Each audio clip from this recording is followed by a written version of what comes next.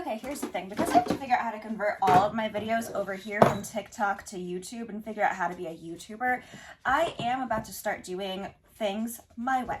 Because the thing is, if I can't do things my way and have to follow a new set of rules, I'm not going to do the thing. So anyways, my puck is mostly clear.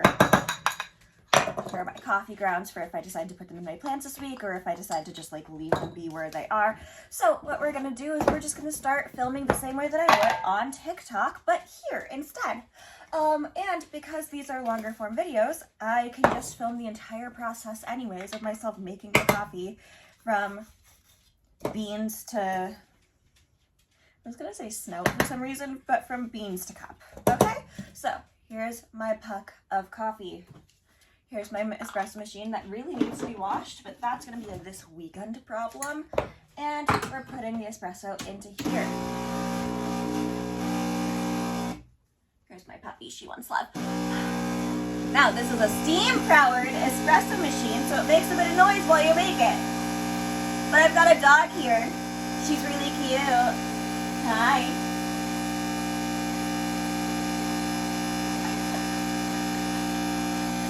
I miss you too. Hi. You wanna go out? You wanna go out? Yeah. Oh, hello. I need to put you down. Oh, please help me. Please stop trying to help me, actually. Help me help you. Okay. The espresso is almost formed.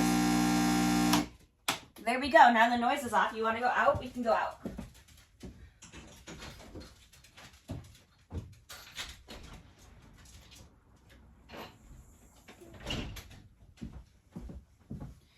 But here's the real thing. This isn't a Modern Family video because I'm going to start talking about all the other things that I would talk about on TikTok anyways when I get bored of talking about Modern Family. Am I bored about talking about Modern Family? No, never. I could talk about it for literal decades. Because people will let me. People will let me talk about it for literal decades. I could talk about it for the rest of my life and there would still be room. But here is the thing about Modern Family. This is not a Modern Family video. Here's the thing about 50 Shades of Grey, very specifically, because I was having a discussion this weekend when I was out in a cabin in the woods in the middle of the Great Smoky Mountains. And one of my best friends was talking about, like, I don't know how the subject of 50 Shades of Grey came up, but I think we were discussing the concept of dark romance versus regular romance. And I said the thing that I always say when this is brought up as a subject and that no one ever believes me on, which is that 50 Shades of Grey is the only reason that dark romance really exists right now. My hair is messy. I should have showered last night, but I didn't, and I'm not going to feel ashamed about that, okay? I was tired. I had a headache. I did the best that I could. But here's the thing. 50 Shades of Grey is what set off the romance world as it is today. Now, a lot of people have issues with some of the things that happen in romance world right now, because the romance world is becoming very, like, set in itself. People don't think that it's a romance unless the romance is the main part of the plot. So if you like say, oh, this has a really good romance in it, and you're talking about a book that is mostly plot and not mostly romance for being the plot, but in fact a different type of plot around it, people will get mad at you. But none of this could have existed, none of this would have existed without 50 Shades of Grey. And that sounds insane when I say it out loud. And also, if somebody tries to tell me about the 911 Stephenie Meyer of it all, I will just ignore you because it's factually untrue. It's not true. It's not true, okay? My Chemical Romance barely had anything to do with Stephenie Meyer's writing of any of the Twilight series. But that being said, 50 Shades of Grey was the first book series ever that is specifically romance, where women stopped feeling shame for reading it out in public. Now, when I say this, I must first go back in time to the year, let's say 2005. I don't actually know.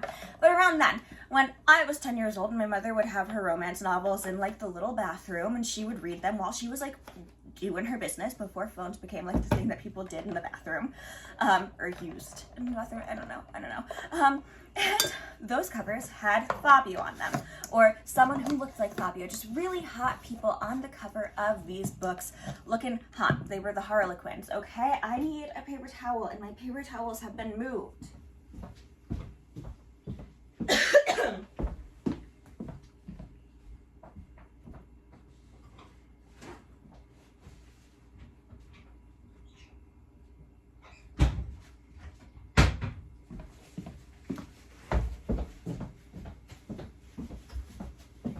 Now, with the Harlequin romance of it all, what you need to understand is that Harlequin typecasts itself, so they have different books, and they just tell you what's going to happen in the book on the title. The Titan takes a bride, Cinderella meets the Duke, or Cinderella meets the Tyrant, or Cinderella meets the Tsar.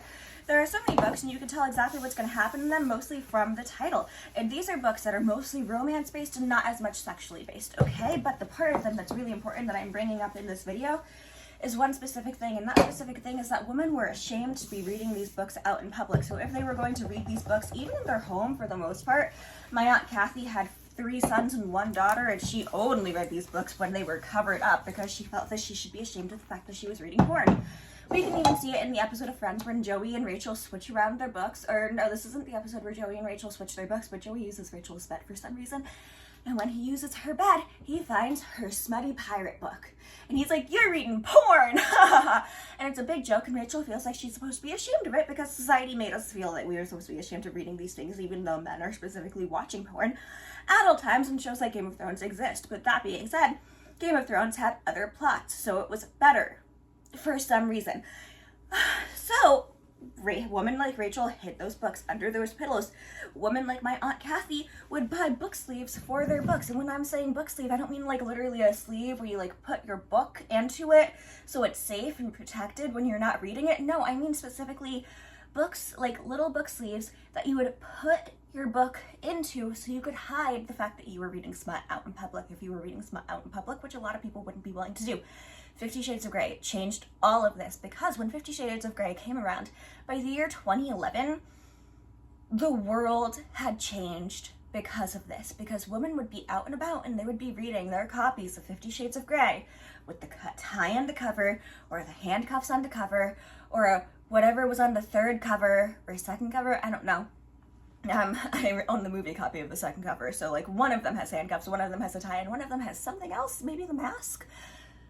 And women would be reading them out in public, proud, loud, not trying to hide it at all, not covering it at all, because they were hoping that other women out there would also talk to them about the fact that 50 Shades of Grey is a great book series that they can read and that they can enjoy. And people talk about how badly written it is.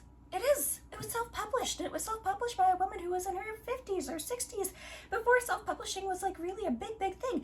And before that, it was a Twilight fanfiction, and Twilight fanfictions, while immaculate, I love every Twilight fanfiction I've ever read, no matter how bad, no matter how good. I love all of them almost equally. And they were books they were stories that you were getting for free. They were people who were using their beta readers to look over them and figure out what they were doing for free. No one was getting paid for this because it's illegal to get paid for Twilight fanfiction. And by the time E.L. James decided to publish hers, she had to like do it herself basically at a time before like the internet really, I believe, helped you with any of that process. So yeah, the books aren't perfect because by the time that they were like published and taken up by a big 5 publisher, they were still published in a certain way with her specific voice, and her specific voice isn't the best written voice in the entire world, but it's also not the worst, okay? People love to shit on her, but you can shit on anyone for their writing style. And yeah, her writing style isn't great, and she likes to use the word sucks a lot, like so much, but she still did the entire thing.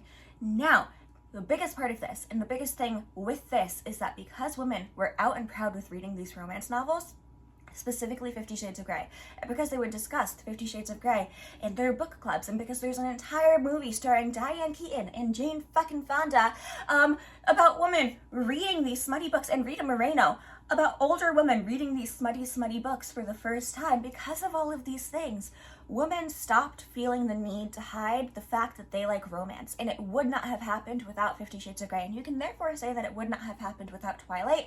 But this is not, again, a My Chemical Romance meets 9/11 type of thing. It's just not, because Stephenie Meyer specifically wrote Twilight. A, most of her songs were based on Linkin Park.